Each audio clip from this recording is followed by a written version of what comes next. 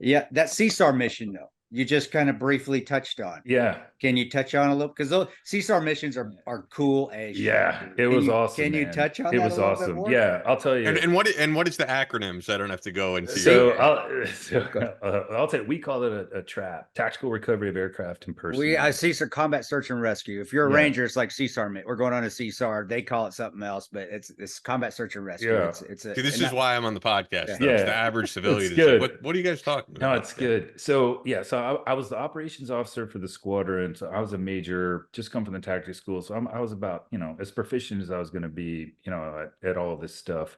I just happened to be in my office, and I was on what we called the morning shift, where we'd work, from like 9 p.m. to like 6 or 7 in the morning, and you basically fly all night, until the sun came up. And that's usually where we did all the named operations. So I'm in my office.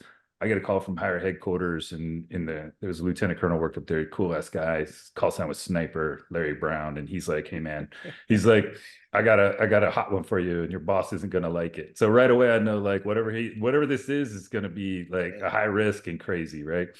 So he starts telling me, he's like, "Hey, the army, they rolled a CH-47 over out on the Pakistani border. Can you guys go external it, get it out of there?" So I'm asking him some basic questions because it's really the initial feasibility support's a math problem. Can we literally physically pick this thing up? And it's a math problem: altitude, strength of the aircraft, time of day, temperature, all the things. So I'm like, hey, yeah, give me a basic weight and a grid, and I'll get back to you. So he gives it to me, go run initial numbers, call him back, and I'm like, yeah, I think we can do it, but we're gonna have, if we can make all these things happen, maybe. So we start working on it. Basically, we work on this plan all night, come up with the final answer of yes, we can do it, but I wasn't going to have a power margin, meaning like zero margin for error on this lift to pick this thing up. And oh, by the way, in the course of the night, we discovered that not only is this a 47, but it's a 47 Golf, and now those only belong to the Task Force 160, the Night Stalkers. So I'm looking at this grid, I'm looking at the imagery of where this thing is, and those guys have actually gear on their aircraft that help them with reduced visibility landings. We don't. So I already know this zone's going to be varsity because those guys are the best in the world, and they rolled it. And my dumb ass is going to go try to hover and pick them up, right? So the degree of difficulty on this thing is kind of stupid before we even start. But we really wanted to give it a shot. We ended up briefing our commanding general the next morning. I told him, yeah, hey sir, we can do it. Here's the numbers. I won't have a power margin, but let me give it a shot anyway. And he didn't like it. So I left his office not knowing if we were a go that night or not. And but we set everything up like we were going, just because it was easy. It would be easier to turn off than turn back on. Head back to, get something to eat, go finally crash at, I don't know, noon or something. I was trying to go to sleep. I couldn't sleep. I was too keyed up. I ended up sleeping about 3 hours, and before my guys came and got me and were like, hey, you guys are going. And at the time I think it was Petraeus who was in charge of everything out there, basically usurped our commanding general. Was like, no man, your guys are going to go give it a shot, right? And we were ecstatic. I was pumped. Like I totally wanted to go. So, the plan we built, the rest of the squadron performed like rock stars. Our guys stripped about 5,000 pounds off of our aircraft to make the math problem work, to include, we went with no guns, no armor. Really? We went No, naked. yeah, no cure, Nothing. nothing at all. Yeah. Me and a What co-pilot and two of our slimmest crew chiefs can to you make the say? math work. Can you say what part of Pakistan, or is that opposite? Yeah, it was I think I can say it was Paktika province. It was out Paktika, pretty close to the border. yeah, dude, with no guns. Yeah. You're fucking Yeah. nuts, dude. What's Yeah. wrong with you, Yeah, we dude? had What? no guns, no armor, no anything. I've been to Yeah. Paktika. I went Paktika quite Yeah. often. Yeah, So there's we, some we there's some Taliban yeah, there around were. there.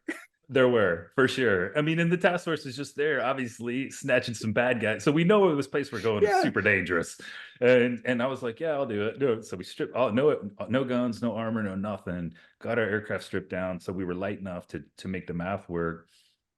We took my aircraft. We had a flying backup that was configured the same. Our commanding officer flew that one. And then we had a third aircraft that had some maintenance Marines because we had a staging point nearby where we had to strip our auxiliary fuel tanks off our aircraft. That was the last thing. We needed aux tanks to get there, but we needed them off to do the lift. But short version is, it was about 24 hours from first phone call to take off, and at sunrise that next morning, I was hovering over that 47, and we got that sucker out of there. And you're it doing was it at the dicey. day. You're doing sun. You said sunrise. So Yeah, you're we doing it did the it. day. We did it right at sunrise because that's literally the coldest time of the day. So it makes you have maximum lift. It was about aerodynamics. So Gotcha. we flew out there at night on MVGs, flew into the zone on MVGs, and right as the sun's cracking the horizon, flipped the goggles up, get over the load, and went for it. Damn, my asshole would have been puckered as soon as that sun come up. I would just like, there's going to be AK-47 and Dishka fire coming right now. Here it Well, comes. thankfully, it was actually the Rangers who secured the zone the night before, so I knew Oh, we at wow. least had a Okay, that's perimeter. what that's Yeah. what we did. That was Yeah. one of our things. So okay, you're good. Yeah, Then you yeah. got So it, man. I knew once I got to the zone, I was all right for a couple of minutes at You least. know, They had a little perimeter there. I'm gonna tell you right now, they were cussing your fucking ass out though, because they're freezing. They're sitting out. Probably.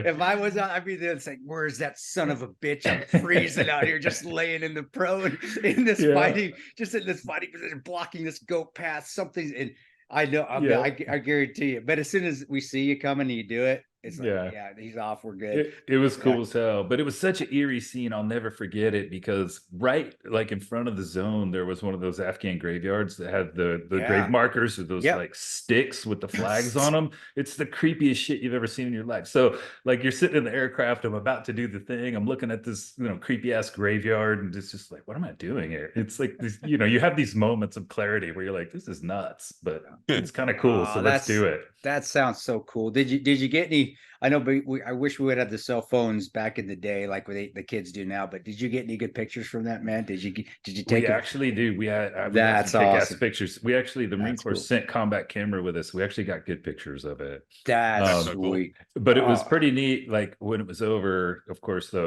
very quickly we got word from the Army, like, hey, you can't release those pictures, and here's all the rules. And we got a couple of awards that were very sanitized, and hey, it's all good though. It was cool.